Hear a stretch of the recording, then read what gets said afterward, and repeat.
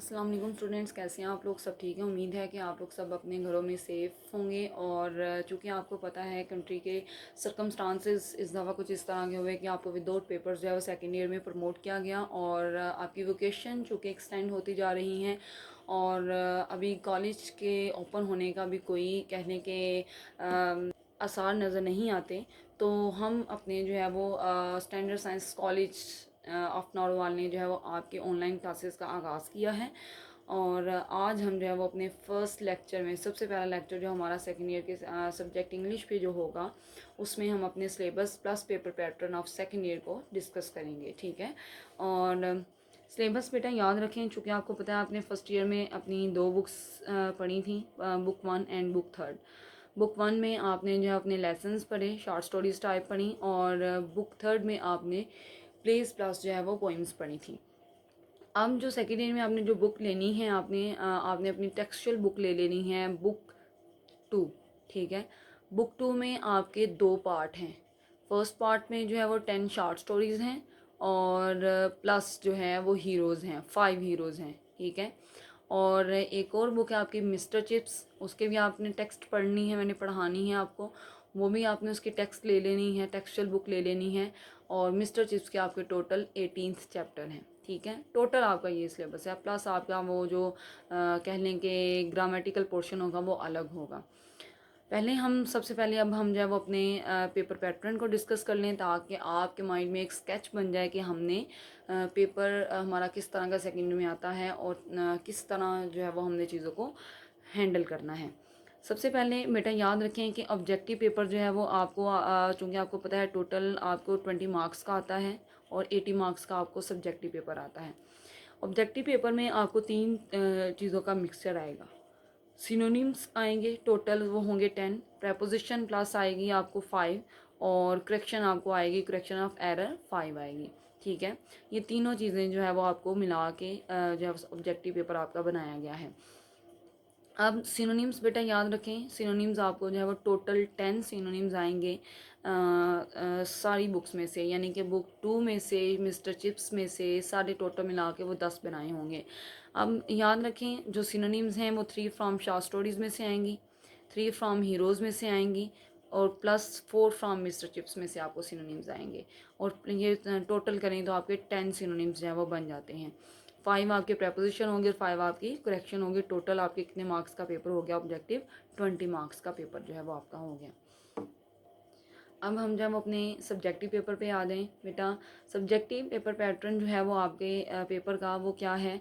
Short question, short stories जो हैं वो आपकी बेटा 10 हैं, 5 आपके हीरोज़ हैं बुक 2 के, और एक और आपकी बुक है मिस्टर चिप्स, उसके जो है वो आपके 18th चैप्टर हैं। अब जो क्वेश्चन नंबर 1 आपने ऑब्जेक्टिव आपको बता आता है आपका। क्वेश्चन नंबर 2 आपको कौन सा आएगा? शॉर्ट स्टोरीज़ में से आपको क्वेश्चन आएंगे 6 आउट ऑफ 9, यानी कि 9 क्वेश्चन आते हैं आपको, आपने अटैम्प्ट कितने करने हैं? 6 अटैम्प्ट करने हैं, ठीक है, फ्रॉम स्टोरीज़, यानी कि शॉर्ट स्टोरीज़ जो आपने पढ़ी हैं 6 में, यानी कि आपके ये 12 मार्क्स का जो है वो आपको पोर्शन आता है शॉर्ट स्टोरीज़ में से, जो आपके लेसन हैं 1 to 10। क्वेश्चन नंबर 3 जो है वो आपको बेटा पार्ट 1 में से तो आ गया, स्टोरीज़ में से क्वेश्चन आ गए। पार्ट 2 में से आपको आएंगे 6 आपने अटैम्प्ट करने हैं आउट ऑफ 8 आपको क्वेश्चन आएंगे हीरोज़ में से, और आपने अटैम्प्ट कितने करने हैं? 6 क्वेश्चन करने हैं, और टोटल मार्क्स इसके भी आप देख सकते हैं 12 हैं। Next one question number 4, question number 4 कि आपने जो है अटैम्प्ट करने हैं 8 क्वेश्चन आउट ऑफ 12, ठीक है, और 12 आपको क्वेश्चन आएंगे मिस्टर चिप्स में से, और आपने अटैम्प्ट कितने करने हैं? 8 क्वेश्चन करने हैं, और इसके टोटल मार्क्स बन गए 16।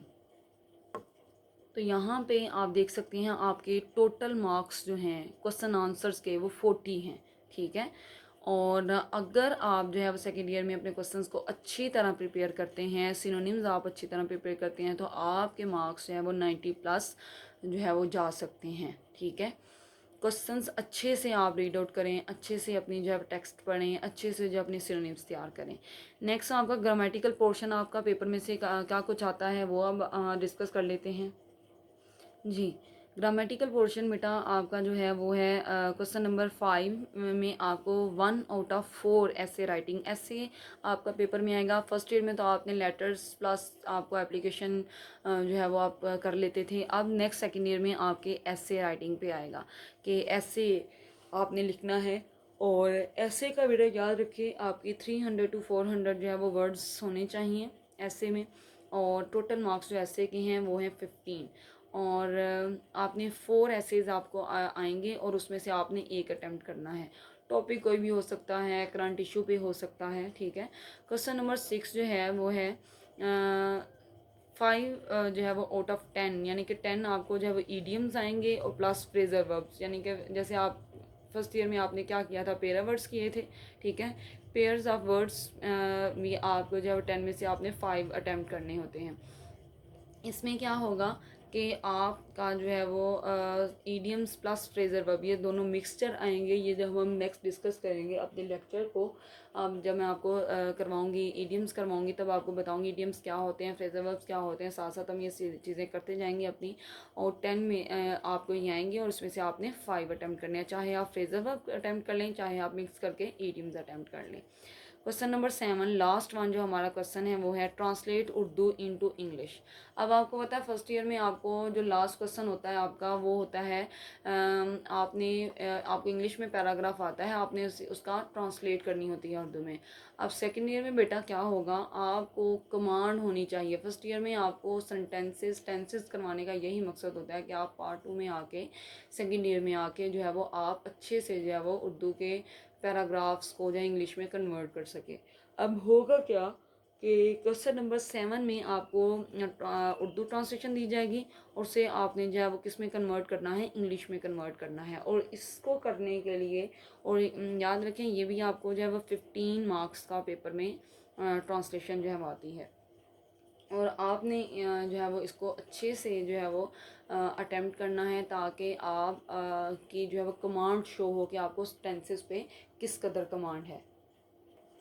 इन दोनों को याद रखें, जो आपके ईडियम्स हैं वो भी 10 नंबर के हैं और 15 मार्क्स का जो है वो आपका ट्रांसलेशन के लिए पैराग्राफ है। ईडियम्स चूँकि आपने 5 करने होते हैं, एक ईडियम 2 नंबर का है आपका, ठीक है, या फ्रेजर वर्ब 2 नंबर का है और 15 मार्क्स का आपका जो है वो ट्रांसलेशन होगी। ये बेटा आपका जो है वो टोटल पैटर्न था आपके सेकेंड ईयर के पेपर का। अब हम जो है वो अपने नेक्स्ट अपने कहने के सब्जेक्ट का आगाज़ करेंगे, ठीक है। पेपर पैटर्न ऑब्जेक्टिव और सब्जेक्टिव उम्मीद है आपको आप अच्छे से जो है वो अंडरस्टैंड कर चुके होंगे। जी बेटा जैसा कि मैंने आपको पहले बताया कि आपकी बुक 2 के 2 पार्ट हैं। फर्स्ट पार्ट में 10 लेसन्स हैं, शॉर्ट स्टोरीज़ कह लें उनको। और नेक्स्ट जो है वो आपके हीरोज़ हैं, हीरोज़ आपके 5 हैं। अब याद रखें सबसे पहले जब मैं ये चाह रही थी कि आपको सबसे पहले चूँकि हमने टेक्स्ट पढ़नी है हीरो की, तो हम पहले सबसे पहले जो है अपने हीरोज़ को स्टार्ट कर लें, उसका आगाज़ कर लें, ठीक है, उसकी टेक्स्ट का आगाज़ कर लें। तो आपने क्या करना है, अपनी टेक्सचुअल बुक लेनी है हीरोज़ की, ठीक है। अब हीरो स्टार्ट करने से पहले आपको पता होना चाहिए what is the hero, hero होता कौन है। अब इसकी डेफिनेशन जो है वो आपके सामने है। हीरो कौन होता है, अ पर्सन एक ऐसा शख्स हु इज़ एडमायर्ड जिसकी तारीफ़ की जाए, for having done something great कि जिसने कुछ अच्छा किया हो, समथिंग ग्रेट और हैविंग अचीव्ड या कुछ ऐसा जो है वो अचीव किया हो, हासिल किया हो, समथिंग कुछ ऐसा extra ordinary in any field of life, यानी कि कुछ ऐसा जो उसने अपनी ज़िंदगी में बहुत आला काम किया, दूसरों से अलग एक अलग जो है वो अपना नाम बनाया हो, उसको हम क्या कहते हैं, इस कॉल्ड अ हीरो, उसको हम हीरो का नाम देते हैं। यानी कि एक ऐसा शख्स जिसने अपनी ज़िंदगी में कुछ आला काम किया हो, दूसरों से अलग काम किया हो, अपना एक नाम पैदा किया हो, कुछ अचीव किया हो अपनी लाइफ में रह के, उसको हम हीरोज़ का नाम देंगे।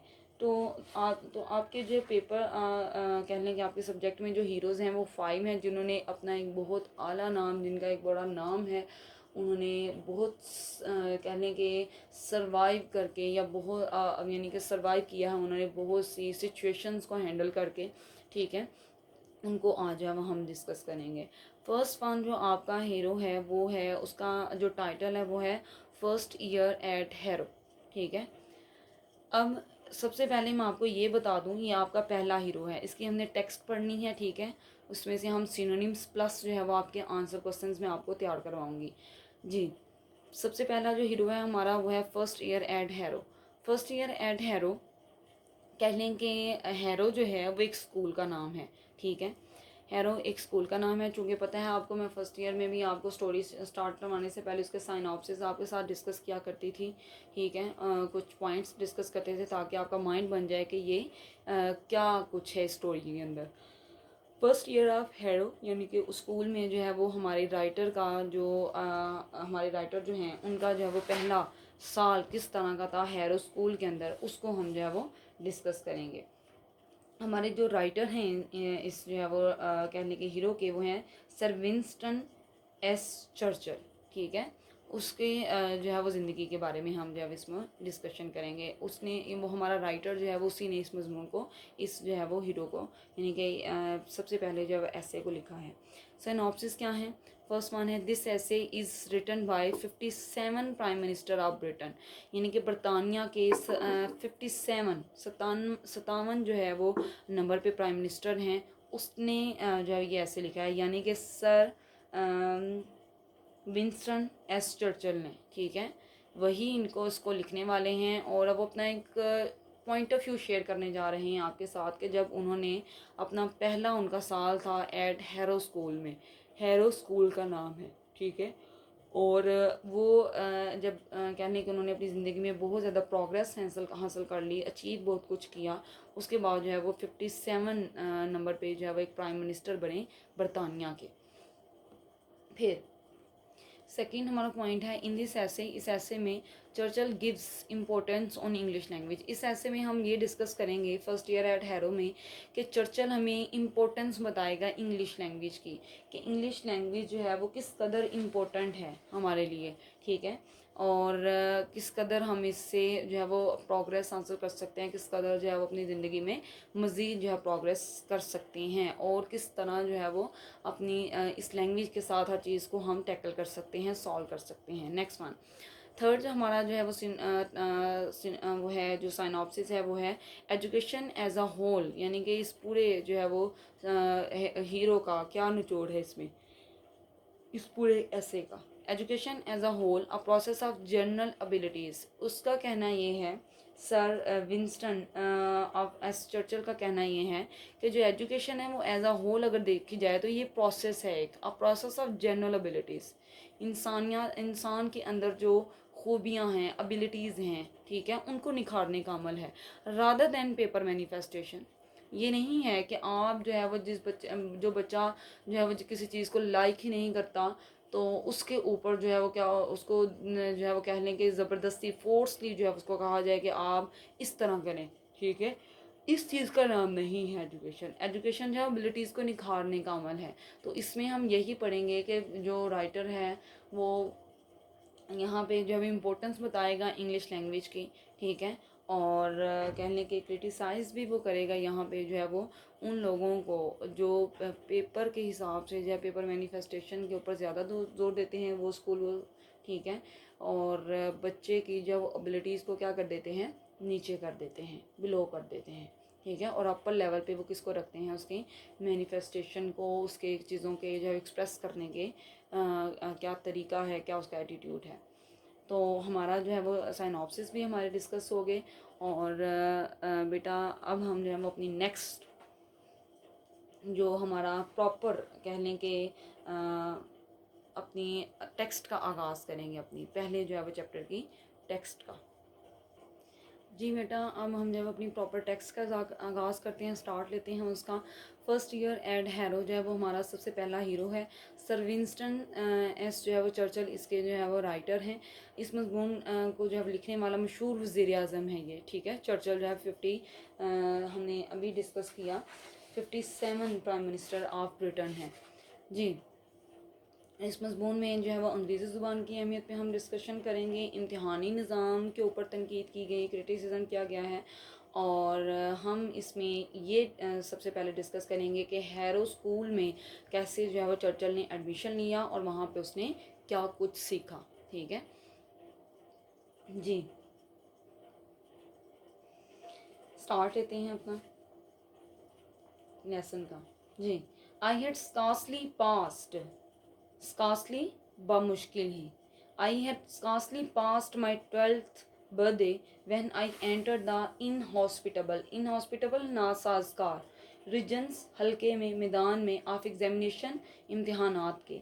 I had scarcely passed my 12th birthday when I entered the inhospitable regions of examination. मैंने बामुश्किल ही अपनी 12वीं सालगिरह गुजारी थी जब मैं इम्तिहानात के साजगार हलकों में या फिर जो मैदान में दाखिल हो गया. यानी कि इसमें अपनी आप बीती बताएगा चर्चल के उसने हैरो स्कूल में जब एडमिशन लिया था तो मैंने क्या कुछ फेस किया.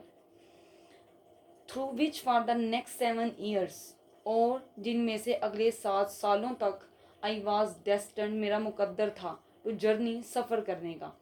Through which for the next 7 years I was destined to journey, और जिनमें से अगले 7 सालों तक सफ़र करना मेरी किस्मत में लिख दिया गया था. दीज एग्जामिनेशंस, ये जो इम्तहानात थे, were a great trial to me, ये मेरे लिए बहुत आजमाइश से भरे हुए थे. बेटा आप साथ साथ मैं आपको सिनोनिम्स भी बोलती जाऊंगी, आप लोग जो है वो लिख सकते हैं. इन हॉस्पिटल का सिनोनिम जो है वो आप अनफ्रेंडली भी लिख सकते हैं, अनकाइंड भी लिख सकते हैं. डेस्टिन्ड का आप सिनोनिम जो है वो फेटेड या डूम्ड भी लिख सकते हैं. और ट्रायल का आप सिनोनिम जो है वो वरी या फिर कर्स या फिर ट्रबल भी लिख सकते हैं, आजमाइश. These examinations were a great trial to me, ये इम्तहानात मेरे लिए एक कड़ी आजमाइश थे.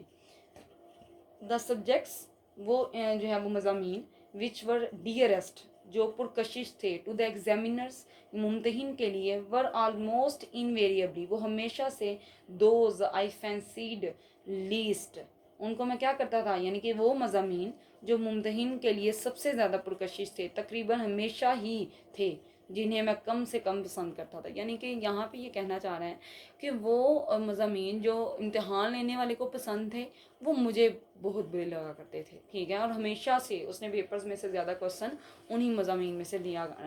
उसका जो है वो रुझान किसका, पेपर्स का ज़्यादातर जो यही होता था कि वो पेपर्स में से क्वेश्चन जो है वो उन्हीं मज़ामीन में से दिया करता था. I would have like to have been examined in history. I would have like to have, यानी कि मुझे पसंद था किस चीज़ के बारे में, एग्जामाइंड इन हिस्ट्री, तारीख को पढ़ना पसंद था. पोइट्री, शायरी को पढ़ना पसंद था. एंड राइटिंग एसेज, और मजमून नगारी जो है वो में मेरा ज़्यादा जो है वो मैं रुझान रखा करता था. The examiners on the other hand, जो दूसरी तरफ जो मुमतहिन थे, वर पार्शल टू, लेकिन वो क्या थे, वर पार्शल, यानी कि वो इन चीज़ों को पसंद नहीं किया करते थे. पार्शल टू, पार्शल का बेटा सिनोनिम लिख सकते हैं विश फॉर, लाइक फॉर, या विश फॉर, या फिर फॉन्ड ऑफ. अब बेटा इस बात को जहन में रखिएगा आप लोग, आपको इस टेक्स्ट में से ट्रांसलेशन नहीं आनी. ठीक है, जैसे आपको फर्स्ट ईयर में से आपको एक पैराग्राफ आता था इंग्लिश में और आपने उसे उर्दू में ट्रांसलेशन करना होता था. इसमें सिर्फ आपने इसको समझना है स्टोरी को, इसलिए जो है वो आपको इसी तरह मैं पढ़ा रही हूँ, आपको जस्ट सिनोनिम करवा रही हूँ. ट्रांसलेशन के ऊपर सिर्फ आप कह लें कि ट्रांसलेशन को आपने इस तरह सुनना है कि आपको सिर्फ स्टोरी की अच्छी तरह समझ आ जाए, ताकि आप अच्छे से क्वेश्चन को हैंडल कर सकें. जी. Latin and mathematics, और the examiners on the other hand were partial to Latin and mathematics, जबकि दूसरी तरफ जो मुमतहिन था वो लातीनी और रियाजी में, यानी कि वो उसको पसंद थे सॉरी, यानी कि जो मुझे सब्जेक्ट्स पसंद थे, हिस्ट्री, पोइट्री एंड राइटिंग, ऐसे वो इनमें से चीज़ें नहीं दिया करता था. लेटन और मैथमेटिक्स में से ज़्यादा चीज़ें मुझे वो पेपर में आया करती थी. एंड देयर, और फिर विल प्रिवेल्ड, और उनकी मर्ज़ी ही गालिब आती थी. आपको पता है टीचर्स ने अपनी मर्ज़ी से पेपर देना है तो फिर उन्हीं मुमतहिन की मर्ज़ी उनकी उसके ऊपर गालिब आएगी ना. प्रिवेल होता है गालिब आ जाना किसी चीज़ का. प्रिवेल का आप सिनोनिम विन भी लिख सकते हैं, या फिर सुपीरियर, या फिर ओवरकम भी लिख सकते हैं. मोर ओवर, मज़ीद ये कि the question which they asked, वो सवाल जो उन दोनों मज़ामीन से, या उन बोथ दी सब्जेक्ट्स, उन दोनों मज़ामीन से, वर आलमोस्ट इनवेरिएबली, वो हमेशा से, दोज टू, वो हुआ करते थे, विच आई वॉज अनएबल, जो मैं नाकाबिल था उसको, to suggest a satisfactory answer, जिसके मैं कभी भी सवाल के जवाब तसल्ली बख्श नहीं दे सकता था. Moreover, the questions which they asked on both these subjects were almost invariably those to which I was unable to suggest a satisfactory answer. और इसके अलावा वो सवाल जो उन दोनों मज़ामीन में से मुतल्लक पूछे जाते थे, या तकरीबन हमेशा ही ऐसे होता था, जिनका मैं कभी भी तसल्ली बख्श जवाब नहीं दे पाता था. यानी कि लेटन और लातीनी और मैथमेटिक्स में से जो भी क्वेश्चन आया करते थे, मैं उनको सॉल्व करना मेरे लिए मुश्किल हो जाया करता था. I should have like to be asked to say what I knew, और मैं उस बात को पसंद करता अगर मुझे वही कुछ बयान करने को कहा जाता जो मैं जानता था। ठीक है, यानी कि वो कहना चाह रहे हैं कि मैं मुझे सिर्फ वो चीज़ पसंद थी जो अगर वो मुझसे पोइट्री के मतलब पूछते, मुझसे हिस्ट्री के मतलब पूछते, मुझे राइटिंग ऐसे के बारे में कहते तो मैं बहुत कुछ लिखना चाहता। They always try to ask, वो हमेशा मुझसे कोशिश करते पूछने की, but I did not know, जो मुझे आता ही नहीं था वो ज़्यादा पूछने की कोशिश किया करते थे। When I would have willingly, और मैं जब खुशी खुशी से डिस्प्लेड, मैंने इजहार किया माई नॉलेज, अपनी जो है वो इलम का, दिस सॉट टू एक्सपोज, तो उन्होंने पर्दाफाश कर दिया। सॉट एक्सपोज, एक्सपोज का बेटा सिनोनिम रिवील भी लिख सकते हैं या फिर शो भी लिख सकते हैं। ऊपर आपने विलिंगली वर्ड पढ़ा है, विलिंगली का आप सिनोनिम जो है वो हैप्पीली भी लिख सकते हैं या फिर चीयरफुली भी लिख सकते हैं। My ignorance, they sought to expose my ignorance, और वे मेरी लाइल्मी का जो है वो पर्दाफाश कर देते। फिर दिस सॉर्ट ऑफ ट्रीटमेंट, और ये जो सलूक था, हैड ओनली वन रिजल्ट, इसका सिर्फ एक ही नतीजा निकला, आई did not do well in examinations, कि इन तमाम चीज़ों का, चूँकि वो मुझसे वो मज़ामीन में से सवाल पूछा करते थे जिनको मैं पसंद नहीं किया करता था, उन सवालात को मैं अच्छे से हैंडल नहीं कर पाया करता था, तो इस वजह से मैं इम्तहानात में अच्छी कारकर्दगी ना कर पाया। जी बेटा, यहीं पे आपका जो है वो इस लेक्चर का जो है इख्तिताम होता है। नेक्स्ट हम जो है वो अपने नेक्स्ट पैराग्राफ को जो है वो डिस्कस करेंगे, अपने नेक्स्ट लेक्चर में अपनी टेक्स्ट को कंटिन्यू करेंगे। ठीक है, तब तक के लिए अल्लाह हाफिज़, थैंक यू सो मच। आपने साथ साथ जो है वो इस चीज़ को याद रखें, आपने साथ साथ इसको रीड आउट करना है अपने लेसन को, ताकि आप साथ साथ इन चीज़ों को तैयार भी कर सकें। थैंक यू सो मच, अल्लाह हाफिज़ अगेन।